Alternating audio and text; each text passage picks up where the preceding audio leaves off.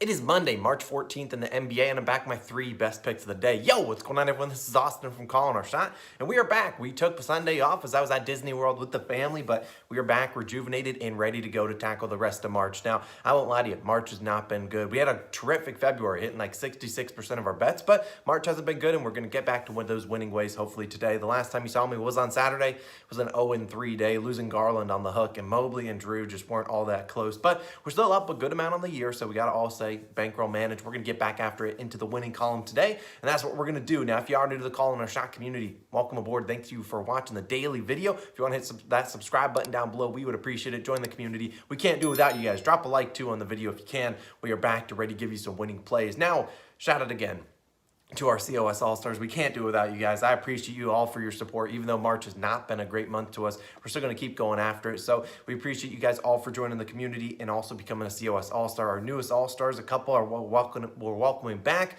Matt, Thomas, Grizz Marlin, William, and Zach. We really appreciate it. Thank you guys all for supporting the channel. It really means a lot. If you want to become an All-Star, click the join button on the channel or click I believe I'll put it in the description, and I'll put it in the pinned comment, as well as any additional plays we add as the day goes on. But let's waste no more time. Let's hop into a best bet of the day. And we've been on a little bit of bender in the best bets, but we're going to get back into the winning column. And we're starting with the guy that's cost us a couple coins over the past couple weeks, and it's Drew Holiday. But we're taking its under today, 6.5 assists, minus 124 on FanDuel. Now, like I said, Drew Holiday, we've taken his overs the past couple games, and man, oh man, he's been costing us some money. So we're here to take his unders, and I think we got a good matchup today for him, or a bad matchup, if you will. Now, he's taking on the Jazz, and I believe this game's on ESPN, but that doesn't make the difference. Now, the Jazz are one of the best defensive teams in the NBA, but what they're really good at is limiting assists. Now, they might give up a lot of points because it's a Jazz team that can play pretty fast, scores a lot of points, sometimes gives up some points, but very rarely do they give up a ton of assists. Overall in the season,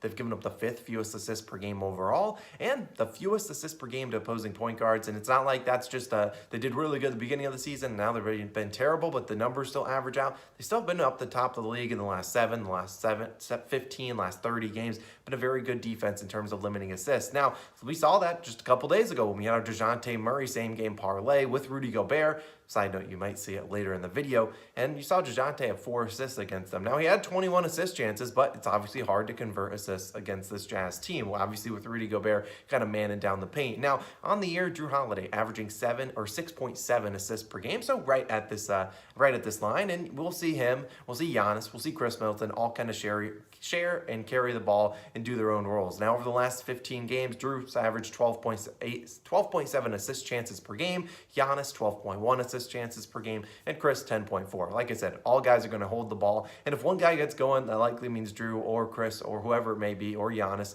is going to be handling the ball a little bit more. Now, you look at it, he's going to need to convert 7 of those into assists, and you look at the last 3 guys with 7+ assists against the Jazz, he has Shai Gilgeous-Alexander, Luka Doncic, and De'Aaron Fox. I didn't look at their usage rate, but I would bet a lot of money that all 3 of those guys had a much, much higher usage rate than we will see from Drew Holiday today.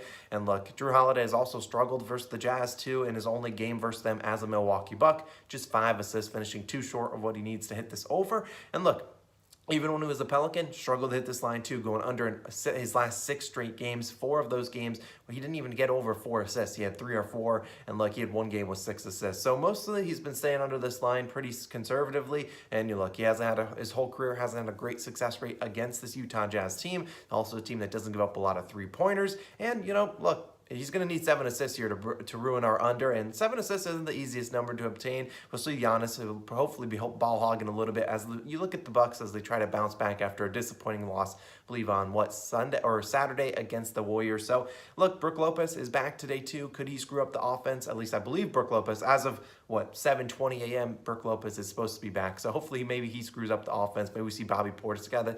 Drew Holiday and him have a good connection, and maybe they kind of screw that up a little bit. So we'll take Drew Holiday under 6.5 assists as my best bet of the day. Now, moving on to another player prop, we're taking Domantas Sabonis, and we're sticking on FanDuel. We're taking his over 17.5 rebounds plus assists, minus 108 on FanDuel. Now, look, right now, FanDuel's really the only book that's offered a line for Sabonis, or even for any player props on this Kings game. A very weird one. Now, so maybe some offshore books have lines, but FanDuel's the only one that's going to offer him one right now, and I don't see this line really changing too much. If anything, it changes into our favor. Now, Sabonis has missed the last 2 games. One via suspension. He pushed a ref.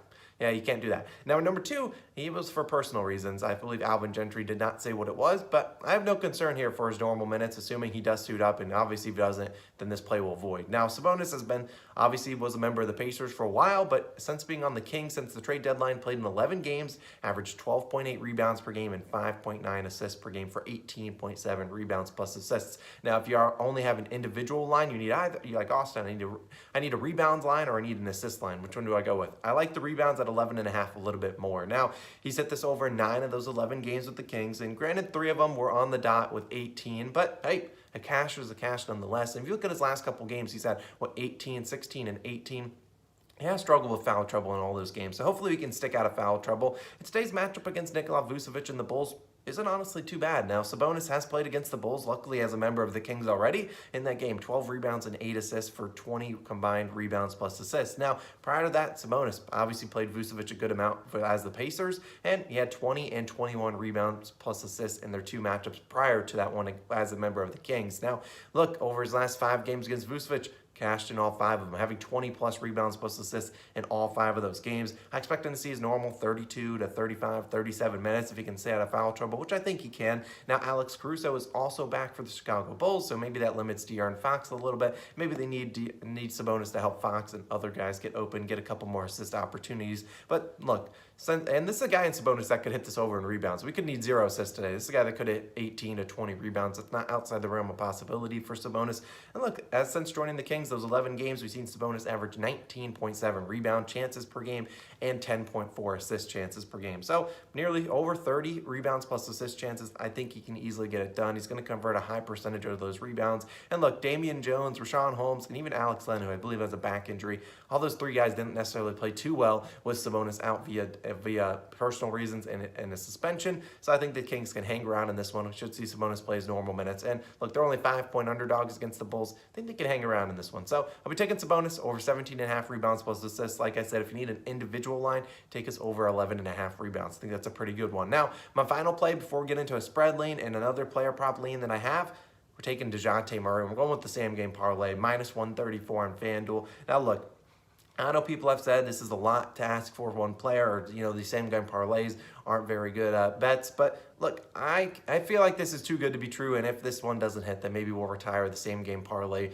bets from our official picks. Maybe we'll just play them on the slide for fun. We want to do profitable bets, and obviously if they're not being profitable, then we won't be doing them. But look, asking for 15 plus points, 6 plus rebounds, and 8 plus assists might seem like a lot, but this is a guy in DeJounte Murray that's been an absolute beast for us all season long, and it's minus 134, so it's pretty juiced, but I still like it. Like, let's go leg by leg. Now, 15 plus points, hitting 25 of 25. 6 plus rebounds, hitting 22 of 25. And 8 plus assists, hitting 21 of his last 25 games. Now, the SGP overall, 19 of his last 25 games. He has cashed this, including 11 of his last 13 games without Derek White. Obviously, Derek White is again out today because he's no longer a member of the San Antonio Spurs. He's now a Boston Celtics. So, look, he's at a very high success rate for each leg. This game's against Minnesota. It will be probably, I didn't see a over-under. Probably guarantee you this has the highest over-under on the slate. Well, both these 2 teams don't play a whole lot of defense. The Timberwolves defense is terrible on the road, which they're on the road today in San Antonio. And look, there's a couple guys also out for the San Antonio Spurs. So I think DeJounte Murray can easily get it done. If I had to pick a leg that would be a little bit sketchy, I think the assist might be the hardest one, but this guy averaging 9.3 assists per game, a 17.3 potential assists. That's his whole season, but he's up to like 19 or 20 potential assists over his last 15 games. Look, Karl-Anthony Towns is going to take Poeltl out of the paint, and we should be able to get those rebounds easily. He's going to shoot enough to get the points. So the 8 plus assists could be the hardest point because that's not really up to DeJounte's discretion. It's going to rely on his teammates to knock down shots, and I think they can. Look, they knocked down shots for Trey Jones, who had like 10 assists or 12 assists in the last game. Hopefully they'll step up and hit some shots for our man DeJounte Murray. So we'll be taking his same game parlay, 15 plus points, 6 plus rebounds, and 8 plus assists to cash this minus 134. I like all the individual legs. If you need an individual for him, I'd likely take his rebounds, which is at 8.5, but I do think he can get that. It's a great matchup versus the Timberwolves. Like I said, it's going to be a fast-paced game, high over-under, and I think Murray can get it done for us. He's made us a ton of money all season long, come through for us once more. So we're relying on him for that same game parlay. Now let's move on to some leans, and this is my spread lean of the day for the people out there. I'm leaning the Bucks minus the 2 points. I swear I saw this line switch like that. Maybe that means someone's out for the Jazz, but I still think the Bucks will come back and win this one. I haven't, and obviously this is a lean, so we're not going to necessarily make it an official play or add it to my card, but look, I don't know how many times the Bucks have lost back-to-back games. They obviously got blown out on Saturday by the Warriors, and we know that because Drew Holiday's over in that one. He didn't end up playing the last couple minutes, but I think they're going to be motivated. We always see Giannis kind of take over after a loss, and I just think, I would lean the Bucks -2 to cover this and win this game against the Jazz. Despite being on the road, I think they can get it done. Now, here's another player prop that we might add. Obviously, I know Darius Garland's playing, but maybe we'll look at his lines. But Nikola Jokic, looking at his over in points today, we got a great matchup. The two best centers in the league, Jokic versus Embiid. It doesn't get better than this, and I won't lie to you. I bet you there's an odds boost for this, so I might stay away from Jokic or Embiid. And look, if you think Embiid's going to sit out this game, I just don't see it happening. This game could very well decide the MVP trophy. Now, Embiid's not a guy to duck a lot of rest or duck, a big matchup against another center. And look, he knows this is arguably one of the biggest matchups for him, as these are obviously the two best centers in the league, the two guys at the top of the MVP race, and he's not ducking the smoke with Nikola Jokic coming into town. And while they did go into an overtime game last night against the Orlando Magic, which shake my head at that, but still, look, you look at Embiid, he's going for an MVP trophy, while as you look at Jokic going for back-to-back MVPs. I think Jokic's teammates will feed them the rock after he just shot 13 times against the Raptors. The Raptors have been a team that have been double-teaming guys, so we might be looking at double-teaming the star guys, which was something we'll have to be looking at. But either way, we'll see. If you want to see any added plays, they'll be in the pinned comment section down below, and we'll see if we add anything. But right now, just doing the 3 plays, the DeJounte Murray same-game parlay, Domantas Sabonis over 17.5 rebounds plus assists, and of course, our last one, the best bet of the day, Drew Holiday, under 6.5 assists. So either way, check the pinned comment for any added plays. Also, if you want to become an all-star, click the join button on the channel or click the link in the description or in the pinned comment. Let's get after it. Let's get back to our winning ways. We deserve some wins. We've had a lot of bad luck lately, but we're getting back into the winning column today. I'll see you guys again tomorrow. Hopefully we're celebrating a winning day. Let's go get it. I'll see you guys in the next one. Peace.